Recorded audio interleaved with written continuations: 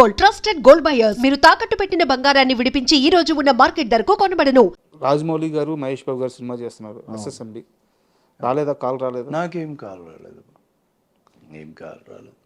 తెలుసా ఆ సినిమా గురించి ఏమన్నా మీకు? ఎలా ఉండబోతుంది? మస్తు నేను ఎప్పుడు కలవను నేను రాజమౌళి గారిని. మీరు చాలామంది అనుకుంటారు టచ్లో ఉంటారు, ఫోన్ చేసుకుంటారు. అసలు ఆయన నంబర్ కూడా నా దగ్గర ఉండదు. అవునా? ఆయన నంబరు ఉండదు నా దగ్గర. ఎప్పుడు కలుసుకున్నదే లేదు అసలు. షూటింగ్ ఉంటే నాకు కబురు వస్తుంది, పలానా డేట్లో నేను ఆ డేట్ పోయినప్పుడు ఆయన ఉంటాడు కాబట్టి ఊరికే అంతే చూసుకుంటాం. హేయ్ అంటాం, ఓ సెకండ్ ఇచ్చుకుంటాం, కథ ఏదైనా సీన్ ఉంటే చెప్తారు, లేదంటే ఇక అటు ఇటు పోయినాక మళ్ళీ నా సీన్ వచ్చినప్పుడు అప్పుడు శేఖర్ ఇది సంగతి. లాస్ట్ టైం ఎప్పుడు కలిసారు రాజమౌళి గారిని? ఆర్ఆర్ఆర్ అప్పుడే. షూటింగ్ అయిపోతే ఇప్పుడు దాకా కలవలేదా? నీకు కలవలే ఇంకా. కాల్ కూడా చేయలేదు? లేదు, ఫోన్ నంబరే ఉండవు. నేను ఎప్పుడు కాలే, మాకు ముందు నుంచి అంతే. ఎప్పుడు హ్యాపీ బర్త్డే ఇట్లా మెసేజ్ పెట్టుడు కానీ ఏమి లేవు, ముందు నుంచి అంతే. ఇప్పుడే కాదు, అది కొత్త కాదు, అట్లాంటిది ఏం లేదు. మేబీ నా ప్లేస్లో ఉంటే వేరే వాళ్ళు ఏమో తెలియదు మరి ఎట్లుండేటప్పుడు. నాకు అంత ఫ్రీడమ్ ఉంది, అంత ఫ్రీడమ్ ఇచ్చిండ్రు నాకు. త్రిబుల్ ఆర్ ఈ సినిమాతో ఇండస్ట్రీ మొత్తాన్ని, అంటే ఒక ఇండియన్ సినిమా మొత్తం రాజమౌళి వైపు తిరిగి చూసింది. అంతకుముందు బాహుబలి ఉంది, బాహుబలి 2 ఉంది, చాలా పెద్ద సక్సెస్. బట్ కొన్ని దశాబ్దాల పాటు రైవల్రీగా ఉన్న ఫ్యామిలీస్, బట్ అంటే రైవల్రీ అంటే సినిమా పరంగా, కాంపిటీషన్ పరంగా రైవల్రీ. నందమూరి కుటుంబం, మెగా కుటుంబం. అక్కడి నుంచి ఒక ఇద్దరు వారసులను తీసుకొచ్చి, ఇద్దరు బిగ్గెస్ట్ మాస్ హీరోస్, వాళ్ళిద్దరిని తీసుకొచ్చి ఒక సినిమాలో పెట్టి అంత పెద్ద పవర్ఫుల్ మూవీ తీయాలన్న ఆలోచన ఆయనకు వచ్చినప్పుడు మీ అందరూ ఎలా ఫీల్ అయ్యారు? మీకు ఆ విషయం తెలిసినప్పుడు, రాజమౌళి ఎన్టీఆర్ని, రామ్ చరణ్ని పెట్టి సినిమా తీస్తున్నారు అని తెలిసినప్పుడు మీ ఫీలింగ్స్ ఏంటి? ఏమో మేము ఎప్పుడు డిస్కషన్, మేము కలిసింది లేదు, ఏం లేదు. ఎవరైనా నా దోస్తులు ఇప్పుడు వాళ్ళని కూడా ఏం నేను ఒకటే అనుకుంటా, అద్భుతం జరుగుతుంది అనేది మాత్రం అనుకుంటా అంతే. ఇద్దరు ఉన్నారంటే కొద్దిగా ఇలా వెళ్తున్నారు పీరియాడికల్గా, అది అని అదొకటి ఏదో అద్భుతం ఉంటుందని మాత్రం తెలుసు నాకు అంతే. ఏదో అంతకుమించి ఇంకా నాకు వేరే ఏం ఆలోచనలు, డిస్కషన్ ఏమవుతుంది మా అసలు అట్లాంటి ముచ్చట్లే ఉండవు మా దగ్గర. ఎవరైనా మాట్లాడుకుంటారేమో నాకు తెలియదు, కానీ నేను అసలు దాని జోలికి కూడా పోను, నాకు తెలియని కూడా తెలియదు. అండ్ త్రిబుల్ ఆర్లో మీరు వాళ్ళిద్దరితో కాంబినేషన్ సీన్స్, ఇద్దరితో కాంబినేషన్, అది గుజరాత్లో అదే పాము కాటేస్తుంది కదా చరణ్ గారికి, అప్పుడు తారకు మేమందరం ఉంటాం ఆ సీన్లో. కాంపిటీషన్ అది అసలు మేము షూటింగ్ చేసినట్టే లేదు, అది చూస్తుంటే సినిమాలో అమ్మా ఈ టైంలో మేము కామెడీ చేసింది అనుకుంటాం. అంత పవర్ఫుల్ సీన్లో, అంత పవర్ఫుల్ సీన్లో మేము నవ్వుతున్నాం 2:30కి, షార్ట్ ఆపేసి నవ్వుతున్నాం. ఈయన నేను నడుముగిలుతాడు, ఆయన నడుముగిలుతాడు, మధ్యలో నేను దొరికినా. సార్ ఏమో ఎవరా ఫస్ట్ స్టార్ట్ చేసిందని ఆయన అంటారు, ఏమో నేను చూడలేదు సార్ అని నేను అంట. చూసింటా, కానీ ఇప్పుడు ఈయనకి చెప్తే నాకు పరిచయం, ఆయనకి చెప్తే మళ్ళీ నాకు పరిచయం. ఎవరికి వెళ్తారు ఎందుకులే కానీ ఏమో సార్ నేను ఏదో అటు చూసుకుంటున్నా సార్, నాకు తెలియదు చూడలే అంటే ఆయన నవ్వుతుంటే ఆయనకు అర్థమైపోయింటుంది, వీడు చెప్పాడు ఎట్లా ఎవరు చేసిందనేది తెలుసు కానీ చెప్పాడు. ఇప్పుడు మీరు చెప్పండి, ఇద్దరిలో ఎవరు అల్లరి, ఎవరు ఫస్ట్కి వెళ్తారు? ఫస్ట్ డెఫినెట్గా తారకేనా. తారకు స్టార్ట్ చేసి సైలెంట్ ఉంటాడు. అది కానీ నేను తర్వాత సినిమా అరే ఈ సీన్లో కదా మేము ఇంతగా నవ్వుతున్నాం, అసలు షార్ట్ ఎంతసేపు ఆగిందంటే వన్ మోర్. ఇప్పుడు చరణ్ పాడుకున్నాడు ఇట్లా, ఇప్పుడు మొత్తం ఇట్లా ఉంటాడు, ఈడ ఇట్లా అంటే లేదు కూర్చుంటా ఇట్లా. ఇక ఇదొకటి ఉంటుంది, అది నేను ఇప్పుడు అనుకున్నా గుజరాత్లో జరుగుతుంది ఇది, రాత్రి 2:30 అవుతుంది, ఆ టైంలో జరిగింది ఇది అంతా. అంటే వాళ్ళిద్దరూ కూడా పెద్ద మాస్ హీరోలు, స్టార్ హీరోలు, ఒకరి మధ్య ఒకరికి ఇగో కానీ అట్లాంటి ఏమి ఉండేవి కదా? ఏం లేదు, వాళ్ళు ఇద్దరు ముందు మంచి ఫ్రెండ్స్ కదా. అదేం అంటే బయట వాళ్ళిద్దరు ఫ్యాన్స్ మా హీరో పెద్ద అని చెప్పి కొట్టుకొని చచ్చిపోతారు. ముందు నుంచి ఉన్నదే కదా మన దగ్గర, ఇప్పుడు ఏం కొత్త ఏముంది.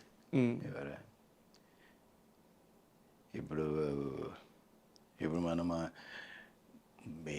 మెయిన్ ఏంటంటే ఏదన్నా ఒకవేళ జనాలు ఆలోచించుంటే ఈ 2 క్యారెక్టర్లకి ఏది పవర్ఫుల్ ఉంటుందని ఆలోచించారు. ఎవరిని ఎక్కువ చూపిస్తారో ఎవరిని తక్కువ చూపిస్తారు అనేది.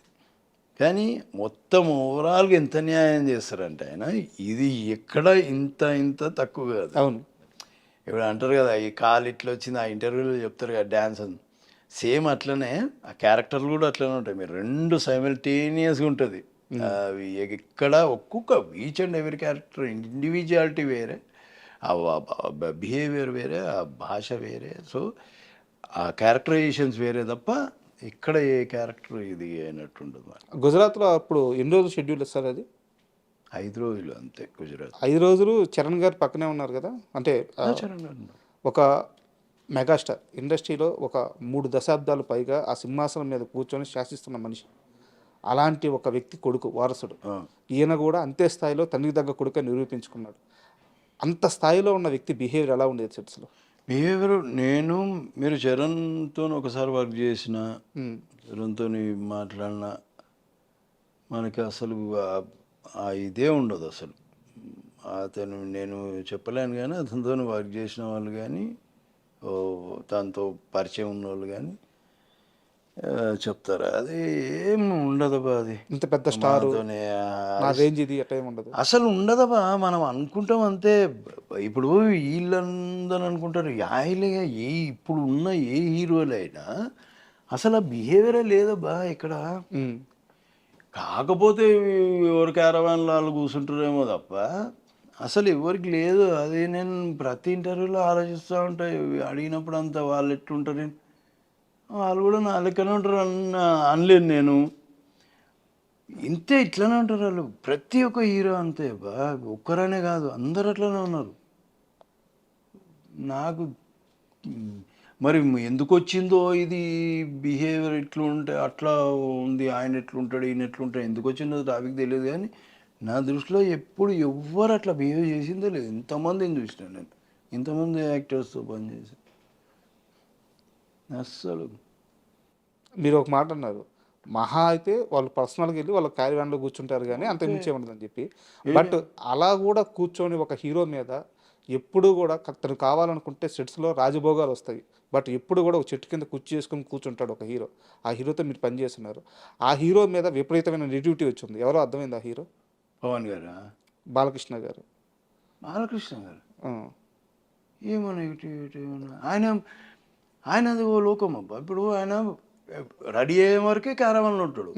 వస్తారు ఒక కుర్చీ వేసుకుంటారు, బుక్కులు పట్టుకొచ్చుకుంటారు ఆయన.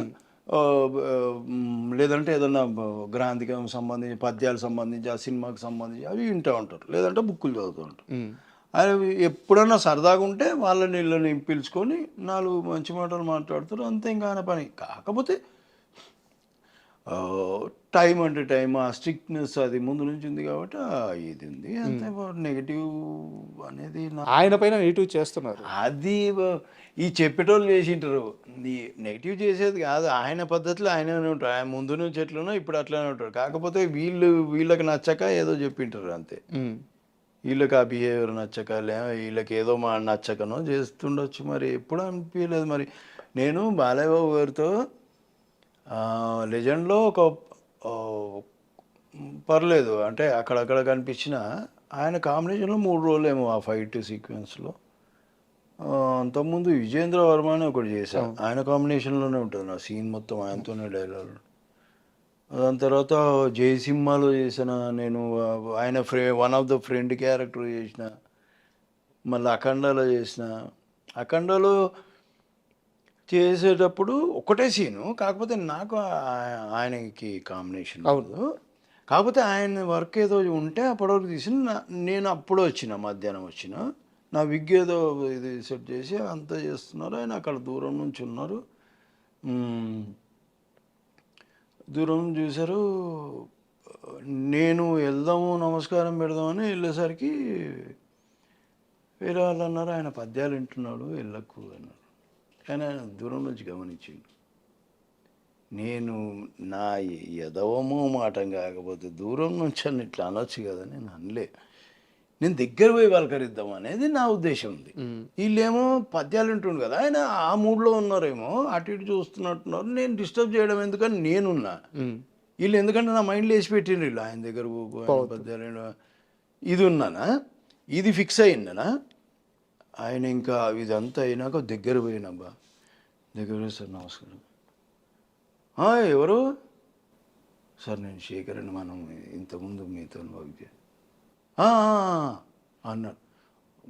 దెబ్బ పట్టేదిరా అనుకున్నా.